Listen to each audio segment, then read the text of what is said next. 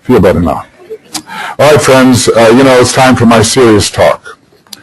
I always have one somewhere. So I will be speaking of some difficult things and asking us to rise to the challenge of what that will mean. Now, first I will use Master DK's words because we do tend to listen to him. We are, I thought, shall I do like Lawson and just talk? Just say here, without preparing, except, in my mind, just let whatever comes out, come out. I'll wait till the second half of the talk to do that. Or should I prepare? And then, it rather troubled me, what shall I speak about this morning? The title of the talk is The Prince of Peace and the Final War. And you see why I've chosen that. And of course, that's a very provocative statement because it's all based on deep occultism, and the world at large is not going to acknowledge the reality of this type of thought, which anticipates possibilities that many of us would not like to think about. It is people do go into denial quite often, and they choose not to think about that which is radically unpleasant. Appalling, in fact. But I'm going to deal with these appalling issues this morning. And then, of course, come to the service and you'll be able to get rid of it, So anyway, a few things by DK in his April-May address of 1946. And this will tie in the beginning with the Jewish problem that Philip and the Methuselah group here, Christina and Uta have helped us with so much. So DK is talking about things that have to be done in our world. And a lot of us are familiar with these things because we have read these things. But I would like them to be on the front burner of our consciousness if they can be. He says that the Jews should be rid of fear is of major importance. And we can see why, because of that incredibly defensive consciousness, the survival is always at stake. That they should know and recognize the Christ as the Messiah, and therefore find for themselves that the religion they follow is destructive of many of the finer values, is likewise of major importance. Obviously, a hue and cry will be raised up. Don't forget that DK was the straight talker here. He had a lot of first rate in his nature on a triadal level, and everybody complains against Alice Bailey that she rewrote him somehow. Every time something unpleasant comes up, it was Alice Bailey, which is ridiculous, because she would have been kicked out immediately. He would have dismissed her. He never would have worked with her if she had not taken down what he said and what he intended. So he said this, okay?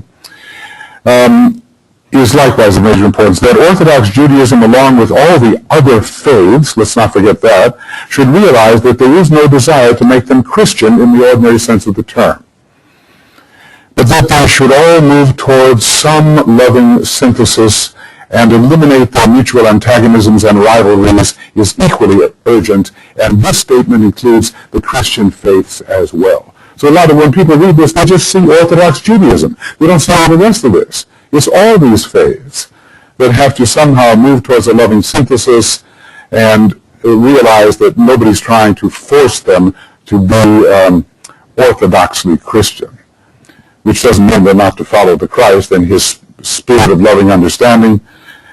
Okay. That the Vatican cease its political scheming.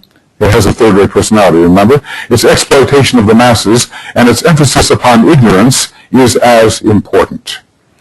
That the manifold divisions of the Protestant churches be bridged is imperative.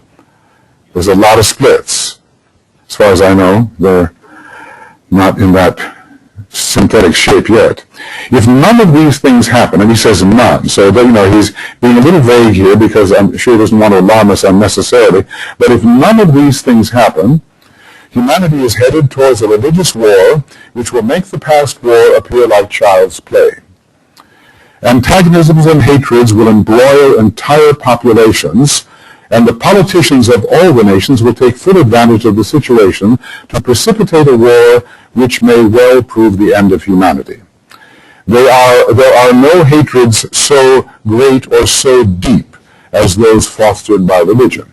And let us remember, this is from Externalization 545. And let us remember that the political and economic situation is all tied in with this. So it's not religion alone, it's a number of these areas which are cooking up an unholy cocktail. Now, this is the section that continues.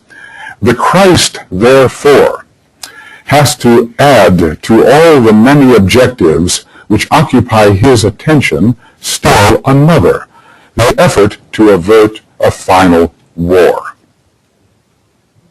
The effort to avert a final war. This incipient war, look at the word incipient. He could see at that time. This was written in the late 40s, okay? This incipient war is contrary to the words of word of the Lord of the world and any world plan. It can be averted by goodwill, which is what we've all been saying, bringing in the love and the wisdom and the art and the beauty, and it can be averted by goodwill, which is why he placed so much emphasis upon world goodwill. And of course, it has taken root in so many of the groups, and we've been told marvelous stories of people awakening all over the world. But okay, I don't want us to stick our head in the ground either, like an ostrich. We've got to really take to heart what he's talking about here. It can be averted by goodwill. This is the most important statement in this message as far as humanity is concerned. All right, so that's one quote I want us to have in mind, Externalization of the Hierarchy, 545 and 546. Right, here's a statement about the Christ.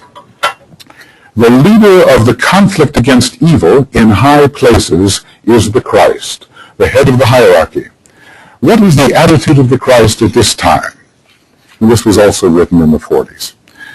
In all reverence and as one of his humblest friends and personal co-workers, there's an occult hint there about friends of the Christ, DK says, I am permitted to tell you a little of his position as he nears the great event in May of this year.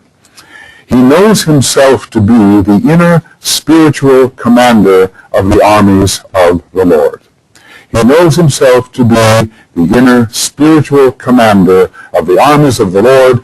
His is the responsibility of awakening the souls of men to their presented opportunity and to the need of bringing to an end this ancient conflict between the lords of evil and the messengers of light. Of course, half the world, 90% of the world doesn't even believe in the so-called lords of evil, but they're there, and we just would have to be in total denial, knowing what we know and having studied what we have studied, to ignore this. His has been the problem, the Christ, of teaching humanity that in order to demonstrate true love and to provide scope and opportunity for a civilization in which love, brotherhood, and right relations are the governing factors, those essential steps must be taken which will accomplish this, and we must do this. Okay, to have in mind then, the inner spiritual commander of the armies of the Lord, and this he still is, and the war is still internally raging. You know how everything has three phases, right? We've had the First World War, we've had the Second World War, and now we have the final phase of it, hopefully on the subjective level. Please forgive me for being direct about this and very unpleasant and possibly a little bit, they say of us fourth-rate types that we can be pessimistic. I'm not pessimistic. I want to be realistic about this, and it would be my hope that everyone in this room could be realistic about this as well when considering what happens from the occult point of view. All right, then DK has another quote. This is from 1940. Short one. Our period is simply one in which human selfishness has come to its climax, and must either destroy humanity or be brought intelligently to an end. Okay, that was World War II, and, well, the forces of light prevailed, but not entirely. As we know, the door of evil was left ajar. And he actually, through Roberto Assagioli, who intuited this, he says, well, the whole Zionist movement was the continuance of the same forces that overshadowed, literally shadowed, the forces that overshadowed the Nazis. So, it's hard to realize that this may be the case, but we have to study this thing very carefully. The door where evil dwells has been left ajar. And institutionalized selfishness has now taken the place of individual selfishness. And that's happening all the time. People were talking about a certain corporate mentality which doesn't care about the fate of the world or the fate of 90% of the people in the world, and is simply institutionalized greed, and that is adding to the poverty which does not allow people to grow into the love which is everywhere present. All right, now here's another stiff requirement. I'm haunted by these things, I must say. I know how much beauty there is in the world. When I listened to that talk last night, and fantastic, James, and other things that have been said by so many people, you get inspired because you know the beauty that is occurring and how ordinary people who don't exist are waking up and insisting on, the freedom, their rights, and all the rest of it. It's happening, but we're in the balances now. We truly are in the balances, and okay, DK assured Foster Bailey there would be no atomic war. We are told this in that book, Running God's Plan, or one of those books that Foster Bailey wrote, 1954. DK assured him there would be no atomic war. Well, maybe there will be no atomic war, but there are other things being said here, and we have to be on the alert. Alert. It's an emergency, okay? So DK says this: for two complete, and this is just the wayside. This is 1944. The war is coming to an end. For two complete generations, there must be a peace which will be unbroken. Now that's 50 years, is it? There's until 1994. Two complete generations. There must be a peace which will be unbroken, because behind it and protecting it will stand the armies of the Lord. At the close of that time, if the educational work done has been adequate, sane, wise, and sound, then these armies can rest from their labor and the sword be turned into the plowshare. 1994, no, it hasn't happened, okay? If this program of supervision, education, and spiritual direction is not enforced, and he's talking here about the millions spent on armaments being turned into education, if this program of supervision, education, and spiritual direction is not thus enforced, the war that would then take place would wipe out humanity, as happened once before in human history. He gets more and more intense as he goes on, okay? Yeah, but we might as well face it, really. We might as well face this issue. It was always written so long ago, he didn't mean what he said. Or Alice Bailey wrote it. I don't know. 1944, things have changed. Yes, things have changed, but the Black Lives has not changed. And their methods are various and cunning. And they work through different triangles and different groups. And, all right, we're not supposed to be preoccupying our mind with them, because it's better to substitute rather than to fight against in many respects. But both are necessary, as I will show. Here comes DK with another statement from that same May 1944, and he's talking about the parable that Jesus gave us, or was it the Christ at that time? I would here refer you to a parable spoken in terms of far-sighted vision and warning by the Christ centuries ago, anent the man who cleaned house, casting out the devils. When it was all swept and garnished, it remained empty, as symbol of unused opportunity and ignored responsibility. And then, as the Lord of Light put it, the last state of that man was worse than the first. The sweeping and cleansing has been going on for 5 long years. He's in the middle of the war here. The final stages of this destroying, but cleansing process are now being taken. And then he says, then, my brothers, what? Then, my brothers, what? The tremendous impulse of the United Nations was begun. It was a beacon for the world. Of course, DK said right away, big mistakes were made. He was against the creation of the State of Israel. I'm a Jew. Okay, I don't know if I'm against it or not against, but, he was against it. And he was against admitting Russia a totalitarian power. He said big mistakes have been made. Obviously, it was compromised. Okay, but it's great. But, where is it now? Then, my brothers, what? We're still in the then, my brothers, what stage? We're still in that. All right, and now I will read the last bit that once Brett Mitchell alerted me to long ago in the opening first edition of Problems of Humanity. I had been blissfully ignorant of this particular introduction to that book. But now I wake up with it every morning. Okay, he's talking about the problems of humanity. There are necessarily many problems, many lesser problems, but these cover the major ones with which humanity is at this time confronted. What are they? The psychological rehabilitation of the nation, problem of the churches, racial minorities, capital and labor, capital and labor, yeah, and something about the nations at the end of it all. What was it? The child problem, the children, the education problem, anything else I'm leaving out. There were 6 problems there, right?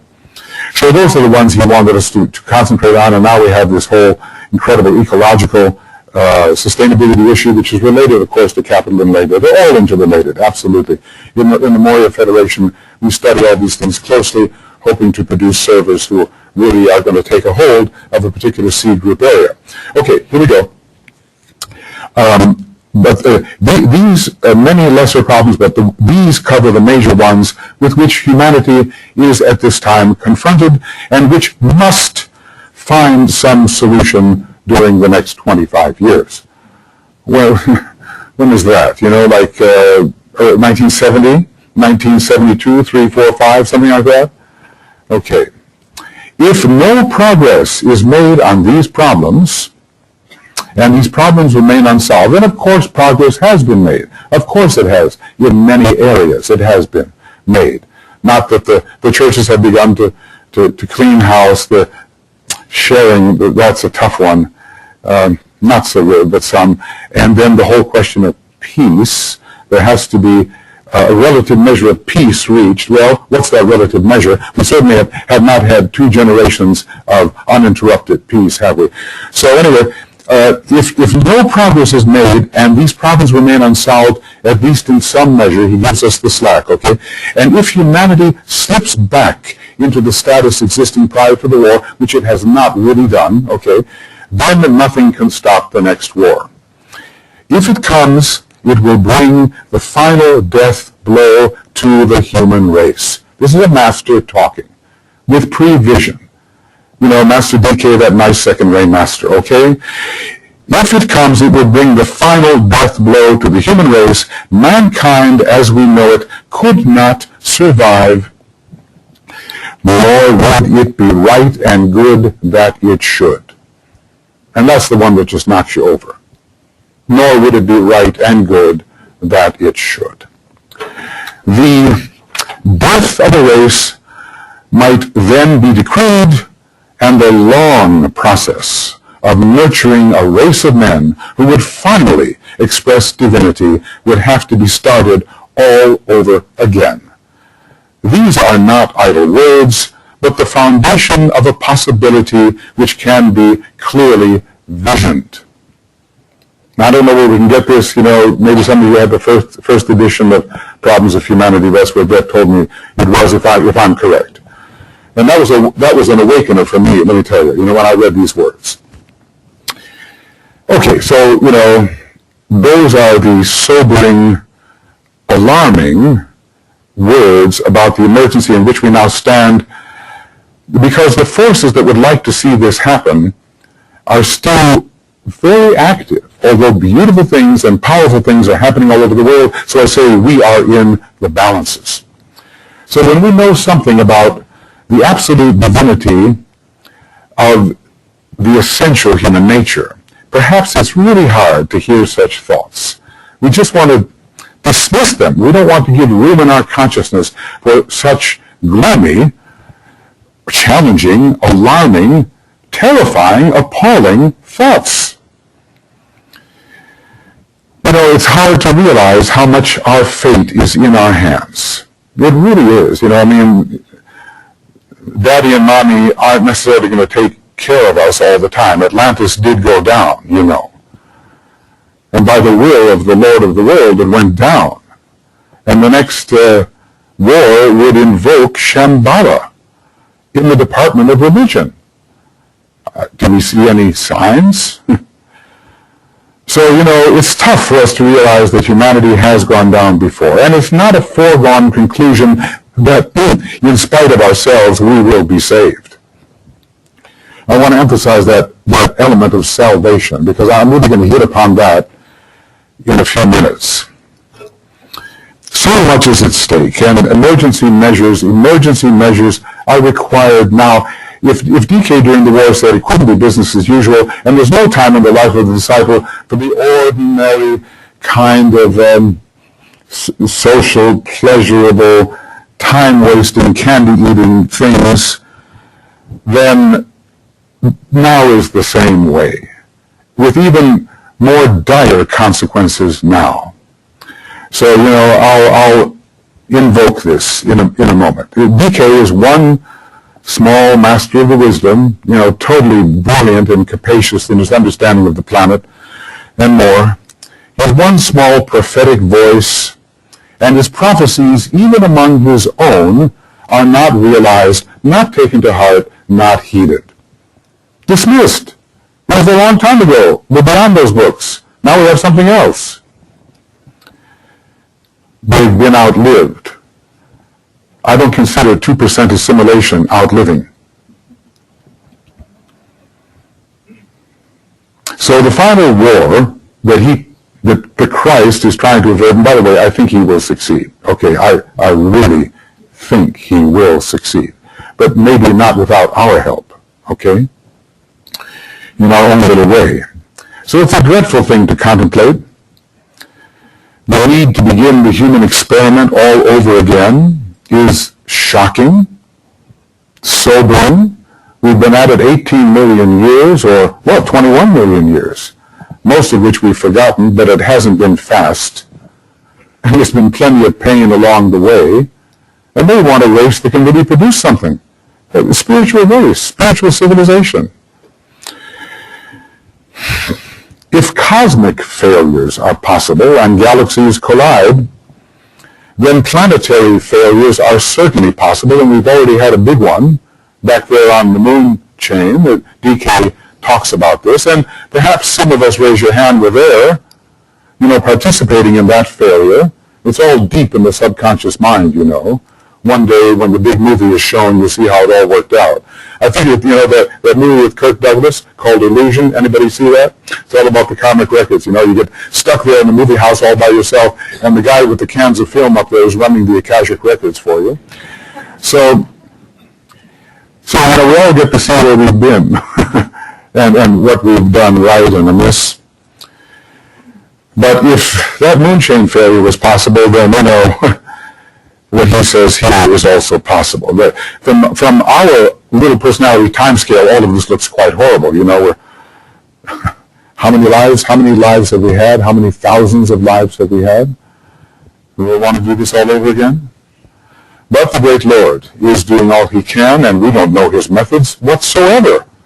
But we can be sure they're the most potent possible on this planet to avert the final war. And this is what a Savior really does. So great is his compassion. You know, he loves everybody. I was struck last night, of course, no ordinary human being. No ordinary human being. Everybody a gift of the Spirit. Everybody equally divine. Equally on the level, you know, not, there's a hierarchy, you know, we're not all manifesting at the same level, but we are equally divine on the monadic level. So, this is not about saving a, you know, I'm going to be saved, you're going to be saved. This is about the whole human race, okay? Without which personal salvation is pretty meaningless. So I'm deeply arrested, stunned by the thought that the Christ is trying to do this. It makes me ponder. He really is the Savior, you know. He's taking aim at the essence, the survival of our present humanity, our survival. Well, you know, there's so much good and so much beauty in humanity. It's, you know, when you're under the influence of love, you do that. You You forgive your enemies. They aren't your enemies. They're you. You do those things that everybody thinks you would be insane to do when they're not under the influence of love. So there's so much good in humanity, so much progress now among so many people, and we've had a festival of beautiful revelations here about the progress that we are making. We are so essentially divine that some might think, well, it just couldn't be as bad as some of these words indicate it could be. But behind the scenes, the battle rages, and the potential for good and bad had perhaps never been more sharply focused. This is the decisive point. The whole creation groaneth and travaileth, waiting for the coming of the sons of men, the sons of God. So the hierarchy saw this back in those days. They saw this choice point at which we all find ourselves. We're only seeing the tip of the iceberg. It's a real crisis. So, the four freedoms were mentioned. I think we should review those because the four freedoms are under assault now. The great disciple Franklin Roosevelt came out with these, and he said it was as much of the real plan as humanity could assimilate at that time and maybe even now. So let's just review these freedoms. And this is Roosevelt speaking, because I think it's up to people like us to defend these freedoms wherever they are threatened, even if within our own psyche. Because you can be sure that whatever's going on out there is happening in here too. In future days, he says, which we seek to make secure, we look forward to a world founded upon four essential human freedoms. The first is freedom of speech and expression everywhere in the world, under threat. The second is freedom of every person to worship God in his own way everywhere in the world, under threat. The third is freedom from want, which translated into world terms means economic understandings which will secure to every nation a healthy, peacetime life for its inhabitants everywhere in the world. Well, we've had ongoing abysmal poverty and lack of opportunity,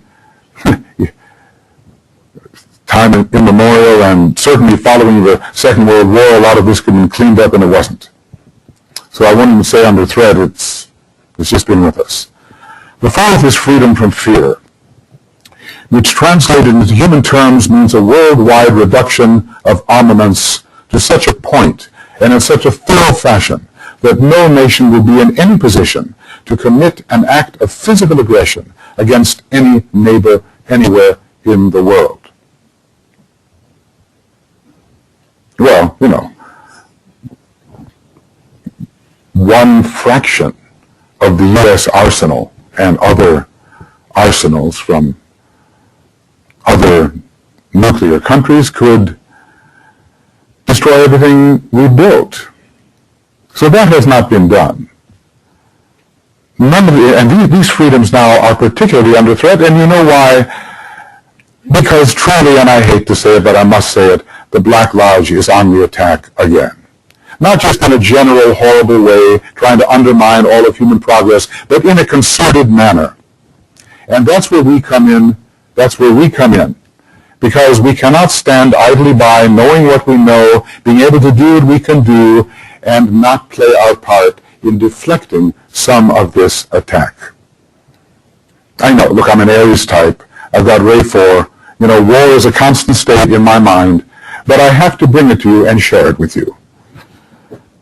It's my obligation. So, what can we do? Now, all of you have your own ideas about what we can do, and I'm sure they're very good. Maybe they're a lot better than what I'm going to offer. But we need a potent occult meditation program to protect the four freedoms, which are freedoms which hierarchy would see established within humanity to protect it from the incursions of the counterforce. Now, we do have good meditations. There are some of us who are doing this Rule 10 about rending the veils of Maya, found in the raised and initiations, a very potent first ray meditation, and there's a number of people who are doing that on a weekly basis. That's good. That's a start. That's needed. We need more.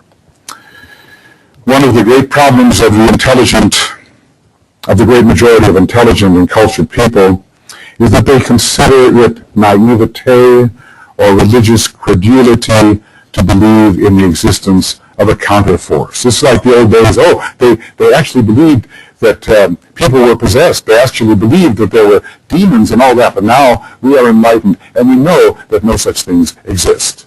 Well, that may be very comfortable for the rational modern mind, but it's not true. Those things do exist. It's such an uncomfortable thought. We want to think that all is well and will inevitably end well, and I believe it will inevitably end well. But we are passing now through the period when in the book of Revelation they call it the tribulation, and we're passing through that now for the next 14 years. We are in the balances. Everything we decide now about how to spend our time, our resources, our powers of thought and action can, in their aggregate, be decisive for the success or failure of the present humanity. We are terribly responsible.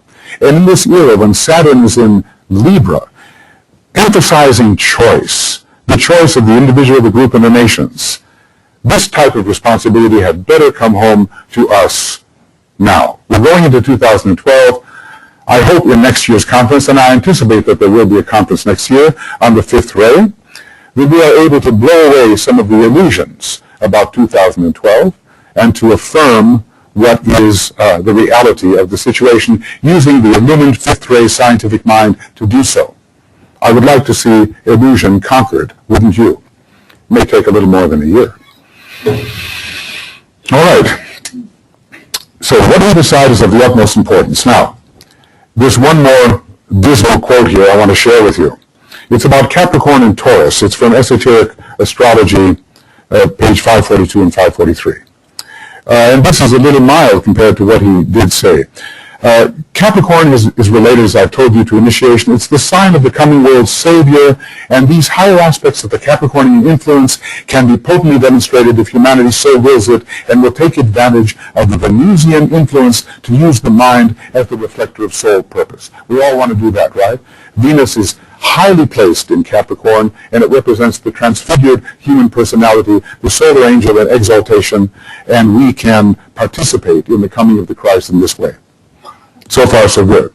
If this does not take place, and that's DK for you, here's what you can do, and if you don't, this is it, okay? If this does not take place, the present situation will turn into something far worse, a situation wherein the mass of men will be reinitiated into the earth and forced to turn their backs upon the dawning light. A dark period of civilization will ensue. Instead of the dark cave of initiation, wherein the light of the initiate's own nature illumines the darkness, and so demonstrates his command of light, the dark cave of materialism and of physical animal control will take the place of the lighted way. The earthly aspect of Capricorn, earthly, the lowest concrete aspect of the mind, and an increased control by the Taurian spirit in its worst form, will take the place of the divine possibility of entrance into greater light, the manifestation of the soul nature, and the recognition of the light which is found in the eye of the bull. Reinitiated into earth. There's a very strong materialistic movement growing to counter all the marvelous things the people of our nature and the new group of world servers are exhibiting. The two types of magicians are emerging. The white magicians, and he tells they will be countered by the monastic magicians, he calls them. This is way forward too, you understand? This is before we get to the harmony. This is the conflict which leads us to the harmony. We can't ignore it. It's the total yin-yang. It's spirit and matter. We have to see both. When faced with such thoughts, we can act in a number of ways. Here's my opinion about what not to do, ignore these words. Don't ignore the Tibetan's words, sweeping them under the rug, getting on with our relatively pleasant life in an affluent country where we have most of what we need, and our comfort zones are not especially challenged. And we don't want to entertain thoughts which run counter to hope and optimism and, esoteric anticipation. DK has painted for us a marvelous picture of our possibilities. We want to hold those in our mind, and we want to go right towards them when 90% of the world doesn't have the slightest idea of what we're talking about. I shouldn't say 90%, I should say 99. So this is what I would like to see not happen, ignoring his words. Now here's what I would like to see happen. It all derives from the following. The salvation of humanity must become our foremost priority. And I don't just loosely say the service of humanity, the kindness, the helpfulness, and all those beautiful things which are absolutely necessary. I say the salvation of humanity must become our foremost priority. You see why I didn't sleep much last night. These thoughts were really impressing themselves upon me. I was very disturbed about this talk for many reasons. But okay, whatever came in, and I'm sharing that with you. So let us, here's what we must do. We must deeply examine our own motivation to discover the extent to which we actually do love humanity, or the degree to which the love of humanity is not an immediate issue for us because we like people. The love of humanity, the will to love, the fire of love that he wants to burn us all up in, burn us up in the fire of the will to love, or even better, love better than the will to love. Okay, that's what I think must happen. I also think this must happen. To take stock of what we are willing to sacrifice in the attempt to help the Christ as he attempts to avert a final war. Because we've danced around the concept of sacrifice until it almost means something pleasant, And we know that for the soul and spirit there is no sacrifice in the usual sense, and it does mean to make sacred, but it also means that Sanat Kumara or many of the masters could be doing other things in which they perhaps were very interested, but they're not. They're standing at their post, not leaving under Saturn, doing what must be done in a confined space and area because it needs to be done. They are sacrificing in the more conventional sense. They're choosing to do what they must do out of love rather than what they might like to do as they expand their cosmic consciousness. So, here's what I propose. That we create an esoteric front line of defense to protect against all that seeks to weaken the spiritual and moral fiber of humanity. I do not think we should wait until the next great disaster occurs, either to humanity as a whole or in our nations, and we can be sure it will, before we enter preemptively into this work. Preemptive esoteric defense. There is a plan, after all, and the plan must be protected. Not only expressed, but protected. Now, there are first-rate types, there are second-rate types. That's the two main lines, right? And they work in different ways. This is a call to some first-rate activity. We are subject to many tests. Christ condemned the sin and not the sinner. We have to find the good in all people, and there's so much good in every... What's that old saying? there's so much good in the worst of us and so much bad in the best of us that it behooves all of us to make the most. It behooves all of us to make the most of all of us. I'm messing up just a little bit, but that's the idea. Make the best of us, okay. But while we're being kind and loving and appreciative and all the rest, we have to hold firm, taking a stance when we see that which is inimical to the plan. It must not be allowed to advance. You know, the Lord of the Rings books and the movies were fantastic for the human psyche, as we know. And there was the time when the magician, I want to call him Vainamoinen because he's taken from a Finnish figure, but it's Gandalf, right? And the Balrog was after everybody, right?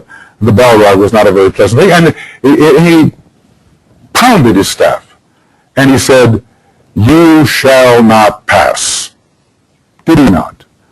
That's a tremendous assertion. Now that's first ray in action. And we're going to have to do that, holding firm against that which is inimical to the divine plan and which threatens the four freedoms.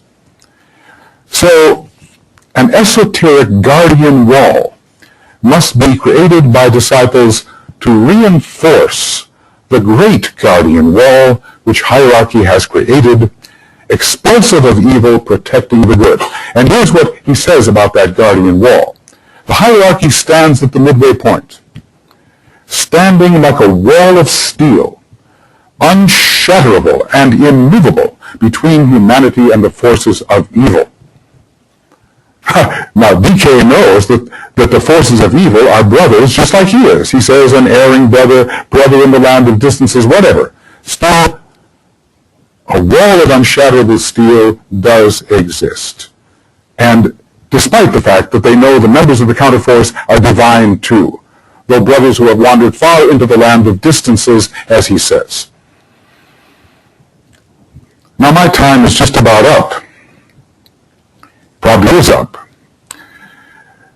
There are many ways to create a guardian wall without building a theosophical shell around you. You know what I mean? He says that's not good. But he calls it the wheel of living fire that burns not but ever heals.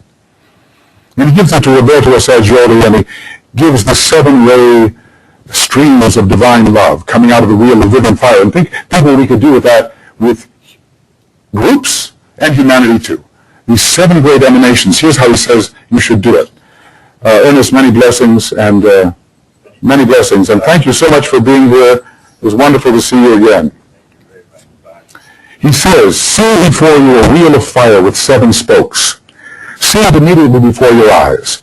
Then by an act of the creative imagination, see yourself, the group, humanity, whatever, standing in the center of the hub of the wheel. There regard yourself as if you were that hub. From that central position, send out the 7 streams of living love, radiating upon the world. When you do this, you serve, and are at the same time completely protected.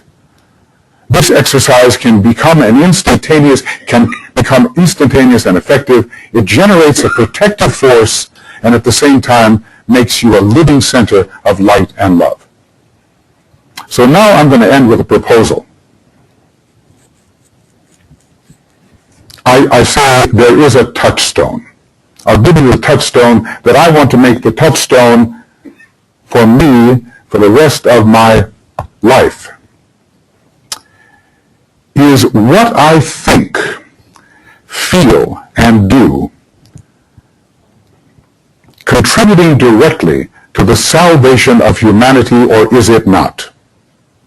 And I mean it's salvation of humanity. I don't mean being nice, being kind, having a field of service. I mean salvation of humanity. When I say a thing, do a thing, think a thing, feel a thing, is it contributing directly to the salvation of humanity? The skeptics will say, who do you think you are? I mean, your arrogance, that you can make any difference, whatever. To this I would counter, who are you not to take upon yourself, you, the immortal, birthless, deathless spirit, the burden of the most essential? We have that opportunity now. And the last thing I want to say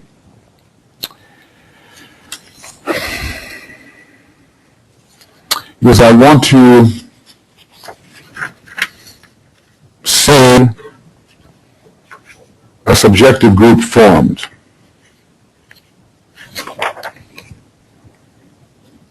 And this is a very assertive inner group. And it will require great sacrifice. And it will be dangerous, inwardly. And it will have to have constant attention. And once you commit, knowing what it is, you should persist. I would like to see an esoteric defense league created. An inner group of warriors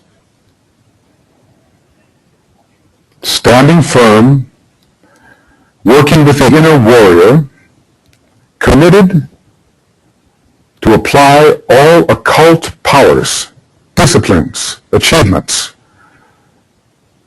to the assertive protection of humanity as part of a guardian wall which can augment somewhat the great guardian wall that the hierarchy has erected between us and the forces of evil. Now, meanwhile, all the other beautiful things have to happen. All the awakening of the human heart, all the communication, all the commonality, all the sharing of love along the many Geminian lines and uniting in Aquarius all the beautiful Jupiterian things. And this first-ray work has to be done. And whether this is the final name for it, but it's the name that hit me, the Esoteric Defense League. Obviously, I do have Cancer rising. I'm interested in defense. Of course I am. But this is needed. And powerful, internal, occult, first-ray methods are here required. And you could get yourself into trouble if you get into this. So you'll have to think carefully. I intend to do this now. It's finally climaxed for me. I've had all these feints, like jabs of a sword. But finally, I'm going to do this. And I seek companions in this tough work. We will use DK's powerful rending the veils meditation, and we will use other methods. And they will be occult methods, and we will be persistent. Because we have to do our part to protect humanity, fighting fire with fire, protecting the four freedoms, and showing our gratitude for what we have been given, which is immense. I've used my time, but I've shared with you now the deliberations of most of the night, and come and see me if you're interested. Meanwhile, we will have a beautiful service dedicated to the Christ energy, which of course is the great power as love conquers all.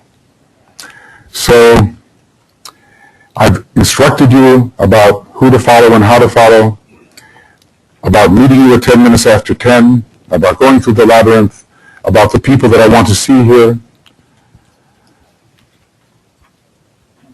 And now I think there's a little time at the bookstore and a couple of announcements. Thank you for your attention.